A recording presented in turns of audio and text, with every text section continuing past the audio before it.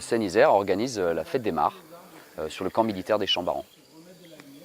Donc les participants vont devoir, pendant cette matinée fête des mares, observer attentivement en fait, la mare, autour de la mare. Peu importe la stratégie, on peut s'asseoir, rester debout, mais être discret pour que les êtres vivants puissent ressortir en fait et se montrer pour que les gens puissent les voir. Voilà, donc le but c'est vraiment de permettre aux gens en fait d'avoir de la matière pour observer la vie et derrière d'être acteur du relâché.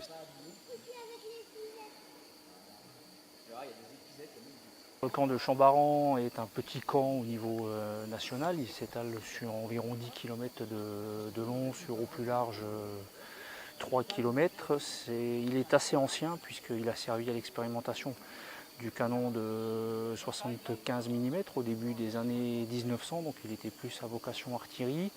Et au fur et à mesure des années, il a été repris en 2013 par le 7e bataillon de chasseurs alpins qui est en charge de sa gestion. Le camp est classé Natura 2000, donc de par là, on assure la protection de certaines biodiversités.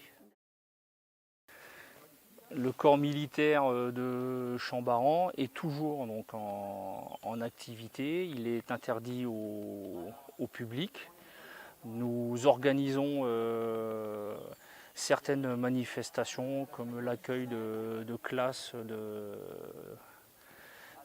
pour faire découvrir le camp et faire toucher aux enfants le fait que l'on puisse concilier des activités militaires avec la protection de la nature. C'est ça. En fait, du coup, eux, ils sont vraiment amphibies, à la fois dans l'eau. Alors, oui, donc on est ici sur la mare des Lilas, donc au camp militaire de Champs-Barans, pour donc l'animation Fête des Mares. Donc cette animation, en fait, elle rentre dans le cadre d'un partenariat qu'on a depuis maintenant plusieurs années avec le ministère des Armées sur la connaissance et la restauration des milieux naturels du camp militaire. Donc sur les camps militaires, effectivement, on retrouve une très grande richesse en fait, écologique, naturelle. Et il y a aussi toute une action derrière de restauration et de préservation en fait, du patrimoine naturel. Et donc c'est d'essayer de le faire découvrir aux publics locaux qui vivent autour de ce camp. Spécifiquement sur la mare des Lilas, parce que c'est un peu un symbole, ça a été une des premières actions qu'on a menées de restauration. Il faut savoir que cette mare était complètement fermée par la végétation, le bois mort, etc.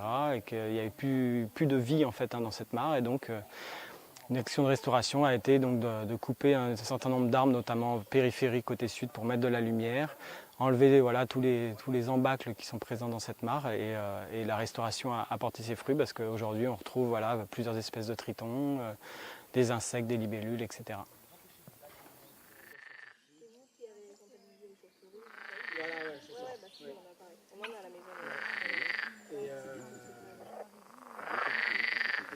Donc là c'était plutôt scientifique.